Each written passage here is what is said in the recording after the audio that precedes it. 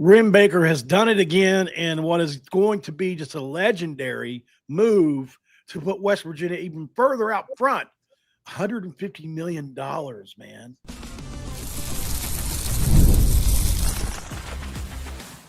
You are Locked On West Virginia, your daily podcast on the West Virginia Mountaineers, part of the Locked On Podcast Network, your team every day. What is up, guys? Welcome back in. My name is Mountaineer Paul. I am your host. This is Locked On West Virginia, baby. We're talking about the Mountaineers on the football side of things today, baby. Thank you guys so much for joining in as we dive in to another episode. And, of course, we can't forget about the sponsors in today with FanDuel. Right now with FanDuel, guys, you can bet $5 that'll make you holla. And if your bet wins, you'll get $300 in bonus bets to use across the app. Download the FanDuel app today to get started. Thank you for making Locked On West Virginia your first listen and for being a part of the Locked On Podcast Network, where we talk about your team, the Mountaineers, every single day. And I'm not alone. Al, never alone. I've got the legendary Jackson Johnson on here to react to this news with me. And Jackson, Wren Baker has done it again. He's making magic. Yeah, making that magic, baby. So let's explain the situation to you. A lot of you guys have heard about this. This dropped a couple hours ago. So we all know about the big eyesore in the stadium, which is known as the press box. Well, Wren Baker has figured out a way to not only remove it, but create revenue as a result. So the current press box, which Wren Baker has called a big concrete eyesore, will be completely demolished and replaced with a multi-level state-of-the-art tower featuring luxury suites on the upper levels. It's going to have a fully modernized press pass and media operations area. There's going to be it's going to be a structure that's going to have climate-controlled club spaces, premium concessions, private restrooms. There's going to be enhanced sight lines to have better views at the game. And basically the entire west side of the stadium is going to be a revenue-generating fan-attracting centerpiece for that 2028 home opener. So, and it's going to probably bump a $5 million annual revenue boost, somewhere in that range of projection, which is insane. I mean, that's really great. Gives us another massive influx of self-generated revenue. It'll directly fund NIL collectives, facility upgrades, coaching salaries, recruiting budgets, whatever you need it for. It's going to keep West Virginia competitive in the transfer portal and against Big 12 rivals who are already kind of cashing in on similar upgrades, right? The big deal about this is every dollar of the $150 million is coming from private donations, guys. So that means that they're not having to borrow. They're not having to go in debt. None of that. They're literally getting all these privately. It's the same thing as paying cash for your house in a way, right? You don't have to pay any of this money back. These are donations. So, and a lot of this is pledges. Like we talked about pledges. Pledges don't always meet out the exact that pledge value, right? Like a guy might tell you 5 years ago he's going to give you $15 million. When the pledge time comes to be, gathered up, maybe you get $7 million. But they'll have to work between, the lines on all that. But for the most part, they feel good enough that they can go forward with this. And now they're locked in. The board has approved the plan, which means there's going to be zero impact on student tuition, guys. That's a big deal as well. No impact on state funds, no athletic department debt, which is going to mean that the donor commitments were secured through years of relationship building right here. That's what this is. This is proving the strength in real time of Mountaineer Nation and the loyalty that West Virginia people have. We're trying. I mean, this is aggressive. This has been needed for years. Would like to have had it done sooner, but we're investing aggressively, and I think that's the great thing about this. Rich Rod's not going to be able to say whenever he goes and retires this time that nobody gave a damn. Jackson, people are investing in Rich Rodriguez right now. $5 million annual revenue boost to be exact. Yeah, it's a big deal. A couple other points, and I'll toss it to you, Jackson. So obviously construction's not going to begin until after the final home game of 2026. So there's not going to be any disruption to the 25, 26, or 27 schedules. So there won't be tarps or like reduced capacity. There shouldn't be any midseason chaos at all with that. It'll be a phased build, kind of. So they're going to, they're just going to take their time on it. It is a large project. And so hopefully the full tower um, can be unveiled and ready for the use of 2028 season kickoff. And that's a yet to be scheduled opponent. You would hope that's a good game. Oklahoma State, Cincinnati, and UCF have already done this or expanded premium seating to boost revenue. West Virginia's upgrade is going to ensure the Mountaineers don't fall behind in this arm brace for fan dollars. You want top talent, the whole thing, and a modern high revenue stadium is going to signal to recruits and to their families that West Virginia is committed to competing at a high level. That's why we got people like Kevin Brown and company looking at West Virginia right now, because we're committed to the revenue. I tossed this to you before the show, and you said you'd come up with 5 takeaways. What have you got there for me? Well, I've got one, that $5 million annual revenue boost. That's my first takeaway. Number 2 is that the old press box is going to be replaced by 2028. And as it states, basically a concrete eyesore slate tower with luxury suites and modern media space. And and the third takeaway is 100% donor funded. So there's no public money, no debt, pure Mountaineer generosity. The fourth is that, as Mountaineer Paul himself stated, timeline protects the current seasons. Construction starts after the final home game of the 2026 season. 0 home game disruption. And the last is Big 12 competitiveness. This keeps West Virginia on par with conference peers investing in fan experience. Appreciate that, man. Yeah, I agree. Obviously, $150 million is a lot of money. It's a huge investment. It just says a lot. And these are the things that we couldn't get done when Rich Rod was around last time. I'm excited about it. I wish it could come before 2028, but good things come to those who wait, Jackson, and we're going to have to wait for this one. I wonder if Wren Baker will be here. I can't help but wonder. I wonder if he'll be here to see it in 2028. I think he will be. At this point, I think he's probably pretty committed to West Virginia. But, there are a lot of jobs coming and open and close and open and close. And I don't know, what he has his eye on or anything. But I think he's enjoyed the challenge at West Virginia. And he's certainly done an incredible job in so many ways. And time will tell, what this does for the program. But this is big news, guys. This is big news. I think that for the most part, it's probably not as big because it's almost like it's not something that's happening now. It's not an immediate thing. It's in the future. So, it'll be more of a big deal in 2028, kind of, whenever this is unveiled. But certainly that $5 million will be needed, Jackson. Agreed. So, all right, let's go to break. We're going to go to, obviously, some Colorado discussion, as well as Jackson's World of College Football. We'll pick some games. Stick around. I've got my final thoughts on the Colorado-West Virginia game. I learned some things I went on 2 different Colorado shows today.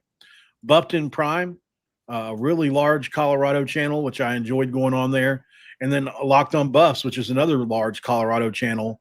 I learned a lot more about Colorado today that I didn't know previously. We're going to talk about some of those talking points next. And this episode of Locked on West Virginia is brought to you by Jackson's favorite, DoorDash. When it comes to DoorDash, it's a pretty simple thing. Time to look back and crown this week's MVP. Who delivered, powered by DoorDash. Just like you can win every Saturday you order with DoorDash Streaks, you can save money on more every time you order. These players deliver when it mattered most. Let's break it down. For West Virginia, it's pretty obvious that Scotty Fox Jr. delivered in a big way.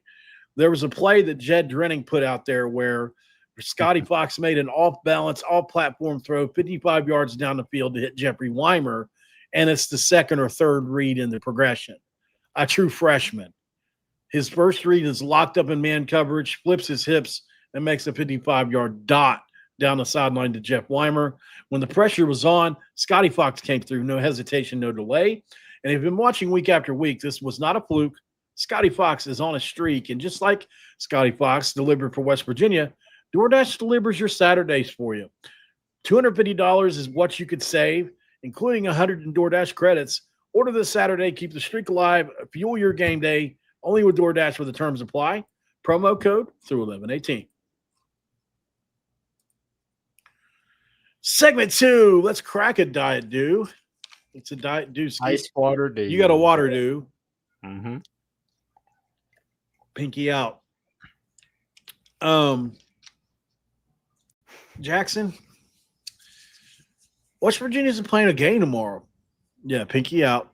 Colorado comes to town a beaten shell of itself, far removed from the 9 wins of last year when they had players like Travis Hunter, Shadur Sanders, and company. Is this team just a lost cause at this point coming into Morgantown, in your opinion? Because at this point, if you're getting smacked off the face of the earth by Arizona, you pretty much are. Smacked off the face of the earth. That was funny to me. Okay, so I learned some things today on a couple of the Colorado shows, and shout out to Buffton Prime. Shout out to Locked On Buffs. They both feel, and I don't know that they talk a lot, these two shows, even though they're Colorado fans. They both said similar things. Kevin Borba, who was Locked On Buffs, said it's just got a hired mercenary feel. And a guest that played at Colorado that he had on, Chad Brown, a few weeks ago, said as much as well. One of his big guests, like a Steve Slayton or somebody for us, came on to his show and said, yeah, it feels like they're just hired mercenaries, which we get that. It can happen to any team, especially if you're losing a lot. And it seems like they're kind of buying out, if you will, and instead of buying in. And the other part that shocked me, Jackson, more than anything, is that Colorado has 7 coaches on this staff that had 0 prior coaching experience before they coached at Colorado. That is a huge number.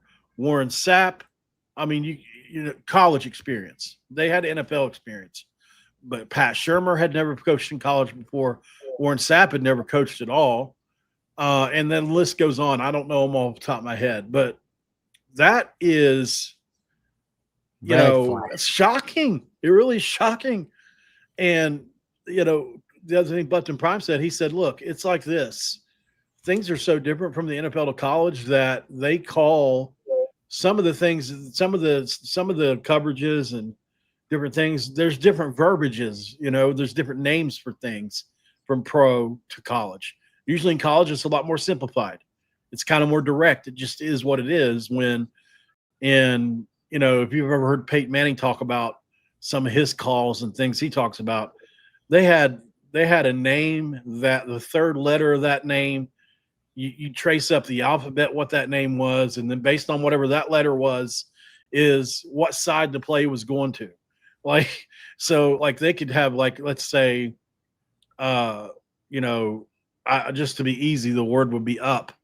Then you go all the way, all the way up to P, and then you just anyways. The point is, it's very, very difficult, comparatively to the college level. And I think that he told me, the guy T-Cow, he played defensive back in college, and he said that he's had Colorado players have to call him and ask him what certain coverages were, not his coaches. What's that say about the Buffs program right now, Jackson? I'm looking at the coaches for Colorado, and Robert Levenstein, the defensive coordinator. Yeah. He was coaching under Marvin Lewis at the Bengals. And he coached under Zach Taylor when the Bengals made the Super Bowl 2021 season, but still, though, that's not good, my guy. He'd never been a defensive coordinator before now, though. This is his first defensive coordinator gig. That's bad. Right. It's not ideal. It's too many new. The thing is who's coaching these players right now? they've got too much new. They've got too many new coaches that, I mean, look, it's one thing like Warren Sapp was one of the best defensive linemen of all time. Oh, He ran a 4.5 40 at 330 pounds or whatever it was. Freaking nature athlete. Marshall Falk, the running backs coach, no prior coaching experience at Exactly. all. There's another guy. So, you know, they've got a lot of coaches like that were really good players, but there's a difference between playing and coaching. You've got to know how to motivate. You've got to know it's just, you might just, Marshall Falk wasn't one of the best running backs of all time. He could motivate himself all day long, but can you motivate another player? You know, and I have no idea with him. I don't know. Maybe he's really good, but you know, you can't just go hire Randy Moss and Jerry Rice and, you know, Brian Bosworth and be your linebackers coach. I mean, if it worked like that, every coach and coaching staff would be a former elite player. That's like expecting Cam Newton to give expert analysis on college football because he was college football in 2010. He does not get he's more focused on trying to look like a pimp named Slipback from the Boondocks than he is on giving top-notch analysis. That's what you're getting. That's what you're getting from getting like former players who have never had coaching experience. It is not ending well for Colorado this season.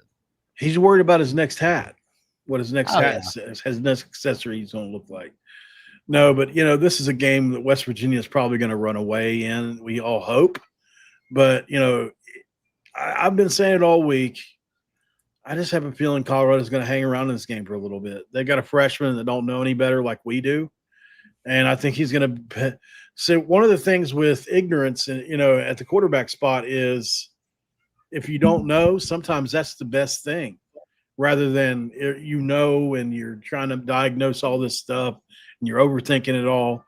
When you're just a freshman, you're just going out there and playing ball. I know what the play is. I may not understand all the concepts, you know, when they're in this coverage or that coverage or whatever. But, you know, a guy like Juju Lewis, who's an elite player out of high school, one of the best high school quarterbacks in the country coming out, ESPN had him rated the second best. That's you know, you don't get to that level in high school without being an elite player. So he could, and he's dual threat. He could pose a problem for us tomorrow. I mean, he had a really great touchdown pass against Arizona. I watched. You know, has had another one this year that was really, he can throw the ball deep.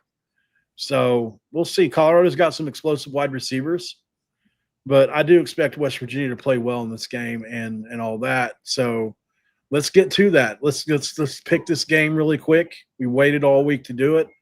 I mean, I picked it on other podcasts now at this point, but I'll rehash some of mine and then you'll do yours. We wanted to wait. So obviously this game it's a noon kick. So body clocks are normal for every team. That's fine. Is it going to be cold and rainy in Morgantown tomorrow? I think the weather is supposed to be off. Let me see. Morgantown weather tomorrow is going to be it's not going to be that. Yeah, it's not going to be that cold, I don't think. Yeah. I mean, no, actually, you know what? No, I'm looking at it. No, it says 61. So it's going to be 61 and maybe a little bit of rain. I mean, it could get chilly with that, but it's not going to affect a lot, I don't think, for either team. Now, that doesn't mean it's going to be that. It could be worse, right? But if it is, I think it favors West Virginia because of the way we play. We run the ball. Colorado has been really bad on defense this year, Jackson. So I think West Virginia controls it, runs a lot of plays, probably gets 20 to 25 first downs. I like West Virginia to win this game 31-17. My pick, same as it was on Wednesday. West Virginia 28, Colorado 13. And somewhere out there, Chris Berman is probably watching this game going, Marsha. God. There it is. Let's go to break. We'll come back and we'll do Jackson's World of College Football. Pick some games around the country. BYU, Texas Tech, anyone? Let's be back. This episode of Locked On West Virginia going to be brought to you by our friends over at Supply House. When it comes to Supply House, the opening whistle blows on a new repair. Get your crew moving forward with Supply House. Order today and see parts on your doorstep tomorrow.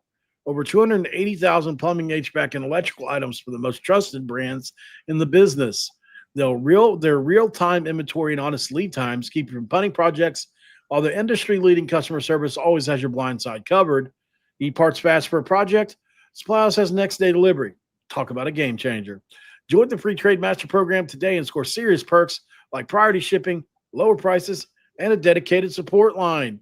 Well, if you want to visit supplyhouse.com to sign up for free, and you can use the promo code SHCollege5 for 5% off your first order. That's supplyhouse.com, where you can meet real people and get real service. All right, we're back with Jackson Johnson, and we're going to dive into Jackson Johnson's world of college football as he takes us through the conference of his choice tonight. Pick some games. Oh, we're gonna go with the heck with that stupid ad. We're gonna go with the Big Ten. And to update everybody, as of right now, USC is winning 14-7 against Northwestern.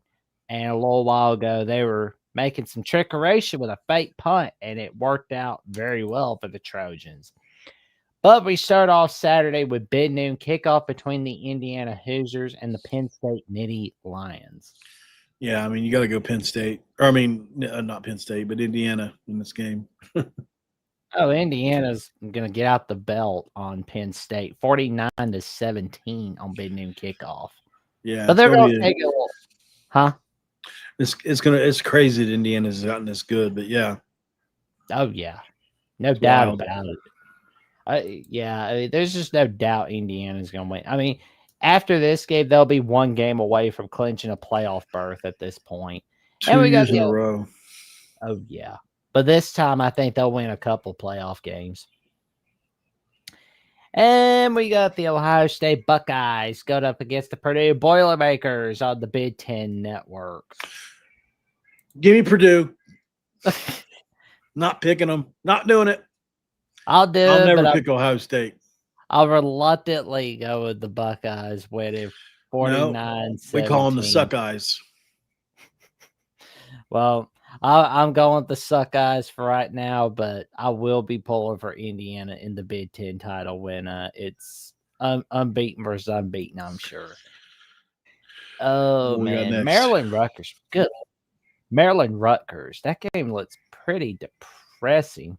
Yeah. Give me Rutgers. I'm going to go with Rutgers as well in a 21-17 fashion. And on CBS, we are going to Kinnick Stadium between the Iowa Hawkeyes and the Oregon Donald Ducks. It seems like a game that Oregon would win on the road. Yeah, but I'm going to go with Oregon. Iowa tends to be really scary against top 25 teams. They have been the only team that has scared the living daylights out of Indiana this season. That's saying something right there. Agreed. That Iowa City magic that Iowa has. Right. I've got Oregon winning 21-17, but do not be shocked if you see Iowa upsetting Oregon. And we've got the Washington Huskies going up against the Wisconsin Badgers on the Big Ten Network, 4:30 p.m. Eastern at Camp Randall. Wisconsin is technically still alive for bowl eligibility. Luke Fickell got extended another year. Good for him. But I'm going to go with Washington in this game. It's not really a close choice. It's crazy. I would have never thought Luke Fickell would have fallen off like he did with them, considering how well he did at Cincy. But the word on the street is they're going to really invest, put a big investment behind him, and see what they can do at Wisconsin next year. There we go. He's got until October 2026, I suspect. Washington will win in a 31-14 fashion. And in the Big Ten slate, we've got Nebraska and UCLA at the granddaddy of them all on Fox with Tim Brando and Devin Gardner on the call. Yeah. I'm going to go with Nebraska. Yeah, I mean, like, despite the fact that Dylan Raiola is out for the rest of the season due to a broken fibula they suffered against USC last week, I think Nebraska wins this in a 24-21 fashion. I think the rest of the season, they're going to win a tight one against Penn State, and they're going to win a tight one. Well, no, scratch that. Nebraska, Iowa is basically a toss-up at this point. I'll know who I'm picking by the day before Thanksgiving. That's for sure. Gotcha. We got time for the SEC? Actually, no. I have a DoorDash order that's like about to pull in, and literally, it says it's beside my house. Oh, wow. So, they're gonna be beating on our door here in a second, or my door here in a minute, if I don't hurry up and just go. But Right. we can come on tomorrow before or after West Virginia's game, maybe, and do that. Certainly. Pit the rest of the games there for the SEC. Guys, make sure you check out Jackson Johnson at the Voice of College Football Alabama channel. He's also got a channel called The Jacksonian. He does a great job with. He calls in the fine bomb. He does all these things. He's always coming on here with Jackson's World of College Football. Normally we talk for longer, but I have so much. I've been sitting here since I've been here for like 10 hours today. No lie. I've done like 7 or 8 videos. I'm kind of spent. So let's talk tomorrow after the game, guys. West Virginia, Colorado post game. Be there or be square, and we'll break down whatever happens there in a West Virginia win, we hope, and keep our bowl eligibility alive. And we'll have Jackson on again to talk more football as well this weekend. But until then, guys, for Jackson, he says, roll damn tide. And I say, don't forget to cue those country roads. Good night, guys.